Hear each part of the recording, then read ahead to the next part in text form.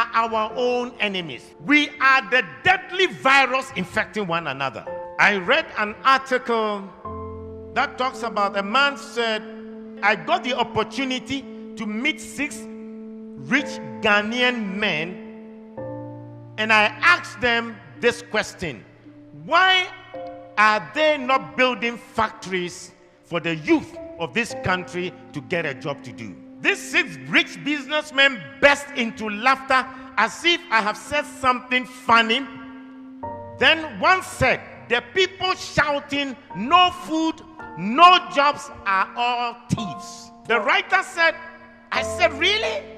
I was shocked. And the man then went on, he said, I run a manufacturing business and trading business. He said, the biggest challenge in my manufacturing business is not electricity. It is not infrastructure. The biggest challenge is getting honest staff. Everyone we hire appears to be on a mission to steal as much as possible.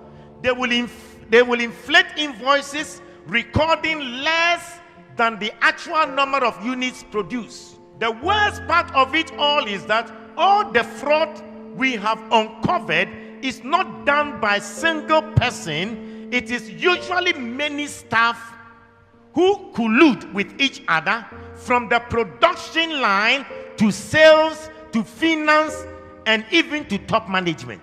The businessman said, there was a year I overhauled management 3 times. I now use Indian expatriate management. So competent, so honest, and so straightforward. I thought they were expensive at first, with all the visa fees, accommodation, house staff, but now that the losses due to staff theft have been reduced to a minimum and efficiency increased, the Indian management has turned out to be cheaper than the previous African Ghanaian management. Now all sensitive positions involving money go to Indians. Africans are only allowed in non-sensitive positions. This is what the businessman further said. I used to criticize indigenous African companies like Dangote Group that hire so many Indians when there are many unemployed Africans. But now I understand their painful decisions. He said, my biggest challenge in the trading business is the same. In other words, he has a trading shopping business, and he said it is getting honest staff.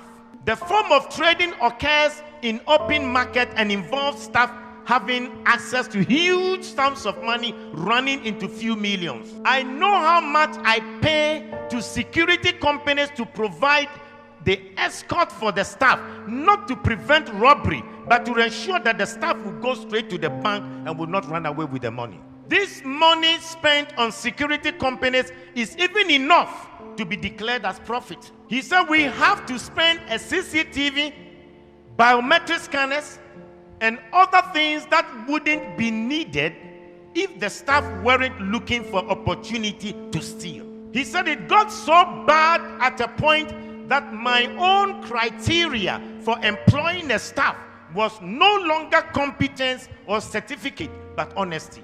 At least competence and skills can be learned, but once you are dishonest, you are dishonest. He said we always complain of the economy and how there are no jobs.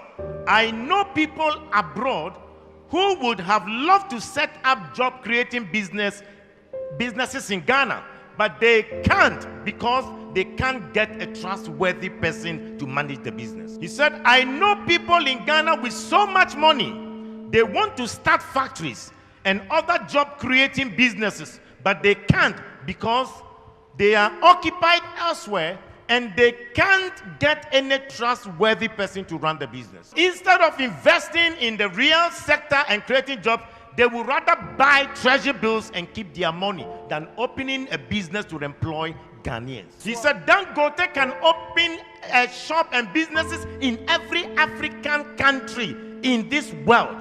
But the problem is that they can't find good people and honest people to manage. He said their biggest problem is top government officials, the dishonesty between government officials, that is preventing Africa to become better. He says, start a small farm, and they start a small poultry farm, and they will steal the eggs. He said, if they don't steal the eggs, they will intentionally kill the chicken and the fowls, and then they will ask you if they can take it home. Start an entertainment center or a game center, and then the money will go into the pockets of the workers. He said the day the sales will go very high, that is when the business owner is there himself. He said they forget that they are eating your money, but they are also eating their future. Buy a car and let somebody run it as a taxi, and then they will finish you. Start a restaurant, and the people will take half of the foodstuffs into their house for food. He said even the small business shop, the small kiosk in town, people will still find a way to steal from the shop owners. The worst thing that happens is that they will make this code that that every person eats from where he works. They will justify the stealing. He said, I usually say the reason most Ghanaians haven't stolen billions of money is that they haven't gotten the opportunity. How can a businessman say that he managed his company and the Ghanaians he employed were running down the company?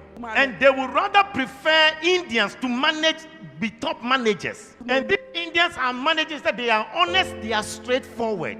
The Indians are not Christians, but most companies in Africa have trusted them because they can run their companies very well. 70% of the population are Christians here in Ghana. 17% or 16% are Muslim. You put that together, over 92% of the people in Ghana are religious. So you ask yourself the question, what is the use of going to church? What is the use of their being religious? And yet Hindus who are not Christians are more straightforward and honest to sustain a business than the people who come to church on a Sunday. We are our own enemies. The businessman said, you wonder why there are no jobs? The people you meet them on the streets, if they are asking for a job, you employ them today. Tomorrow they will run your company down. You employ members from your church and they will destroy your business for you. We are the Judases, betraying one another. We are our own enemies. Okuku seku.